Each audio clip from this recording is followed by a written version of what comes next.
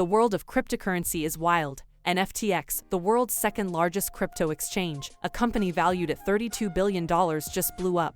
Almost blew up. But what happened? Well, we don't know for sure. It's mostly speculation at the moment, so this story could change very quickly once more details start cropping up. But for now, here's what we've been able to put together. The story begins with Alameda Research. Founded in 2017 by Sam Bankman-Fried, Alameda began as a proprietary trading firm dabbling in cryptocurrencies. They made money buying and selling crypto, and they made lots of it. Soon Sam decided he wanted more. He didn't just want to trade cryptocurrencies. He wanted to help others do the same. Side note, he didn't want to help everyone at first, just large institutional investors. So he built an exchange, FTX. An exchange, as the name indicates, facilitates cryptocurrency trading. If you want to sell something, they'll find a buyer. If you're going to buy something, they'll find a seller. And FTX made money every time they processed a transaction. It also gave customers loans if they were willing to bet big. The exchange imposed interest on this, of course, and for the most part, this was a neat little business model. But herein lies the problem. See, the media stories will have you convinced that FTX nearly collapsed because they faced a liquidity issue. It's a fancy way of saying customers wanted their funds returned. Funds they'd set aside on the exchange in the hopes of buying and selling crypto in the future. And when FTX couldn't give them their money back, all hell broke loose. But if an exchange is merely an intermediary, it should technically never have a problem returning the funds, right? You're a middleman. You don't take customer funds and use them as if it's your own, no. Well, yes, but that's where the speculation kicks in. Something happened here, something bad, and while nobody's certain about the precise mechanics, there are a couple of narratives floating around right now. See, FTX has always had massive ambitions, besides making money off of transaction fees and interest income. And the moment they set up their exchange, they also introduced their own cryptocurrency token, FTT. And this coin seems to be at the heart of this near collapse. Now inherently any coin whipped out of thin air should be worthless. I mean, what do you do with it, unless it serves some very real use case? And so to draw up this use case, FTX promised all FTT token holders preferential access to their trading platform, which kind of gave it some self-worth. Soon, the token started showing promise. The price began inching upwards. The line must go up, as they say. And to prop up its value even further, FTX began buying its token using a portion of its actual revenue. They were inflating demand by buying their own coin. This sounds great. But how does FTX benefit from this? Well, this is where Alameda comes in. For almost 3 years now, Sam has convinced everyone that the two entities operate at arm's length distance, that there isn't any funny business going on here. But that isn't true. Alameda has always owned a lot of FTT tokens. Nobody knew how much, but they knew that they had acquired it at a very low price. So when the price of FTT began inching upwards, the value of Alameda's assets also began expanding in tandem. Their balance sheet grew in size. And here's something you should know about balance sheets. If you have more assets, you can borrow more money. And if you can borrow more money, you can deploy that capital and hope to make even bigger returns, especially if you're a prop trading firm. So it seems Alameda bought FTT tokens at low prices, waited for its value to explode, and then began borrowing real money using these highly inflated FTT tokens as collateral. But wait, who on earth is offering real money loans to Alameda by accepting FTT tokens as collateral? Well, nobody knows for sure, but the allegation is that it was at least partly funded by FTX, that it used customer funds to make out loans to Alameda. It explains why they couldn't support the withdrawals. They never had them in the first place. Granted, it's the more provocative version,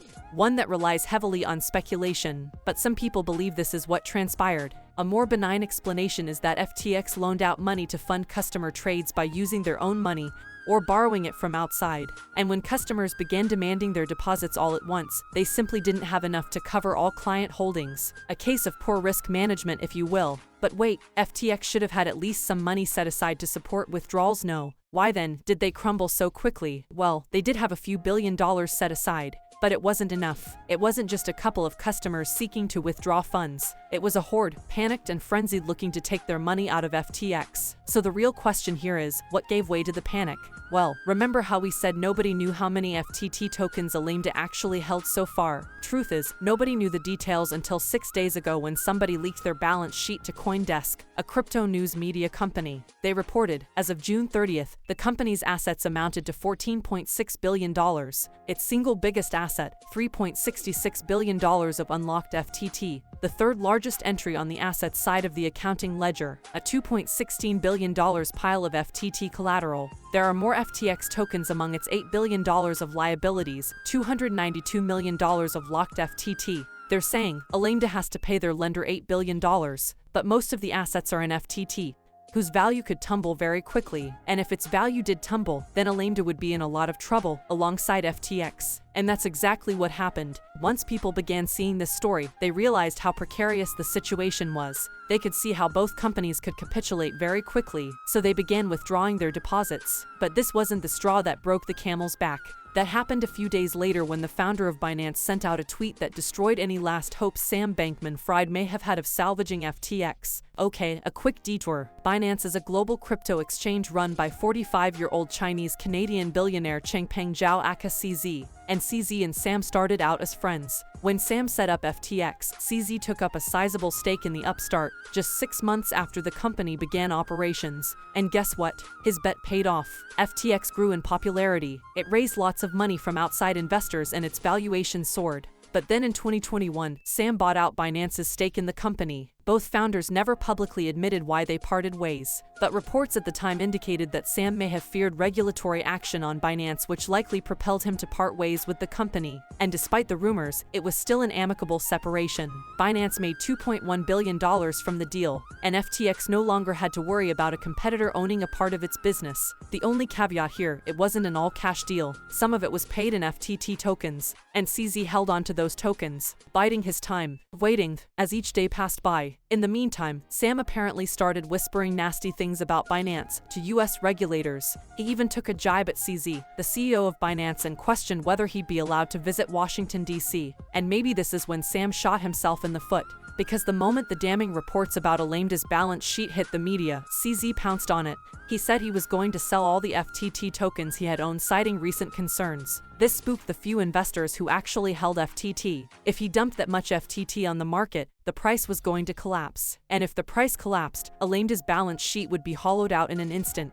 They'd suffer badly and the contagion would quickly spread to FTX, especially if they'd loaned out customer deposits to Alameda. And yeah, booms, $6 billion, withdrawn in 72 hours. FTX was going down, but just when you thought it was going to collapse, another twist in the tale. CZ walks in once again with main character energy and says he is willing to buy out FTX pending due diligence. He is now the lender of last resort. Not technically a lender, but he's backstopping the deal, telling everyone to remain calm, signaling that he'd pay them in full if they still intended to move out of FTX altogether. This, many hope, will stop the panic. But what if the allegations are true? What if FTX moved customer funds improperly? Would he still go through with the deal? Well, we don't know.